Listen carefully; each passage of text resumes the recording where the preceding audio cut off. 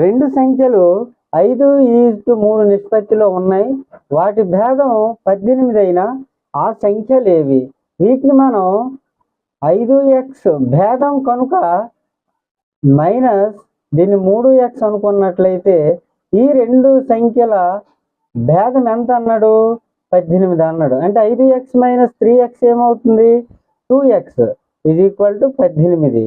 x is equal to 18/2 అంటే 2 9లు 18. Therefore x is equal to 9. అయితే ఆ సంఖ్యలు మనకు ఏమవుతుందని అంటే మొదటిది 5x is equal to 5 into x యొక్క వాల్యూ ఇక్కడ 9 అంటే 5 9ల 45. Next 3x is equal to 3 into x విలువ ఇక్కడ 9 3 9ల 27. తీసివేస్తే ఎంత?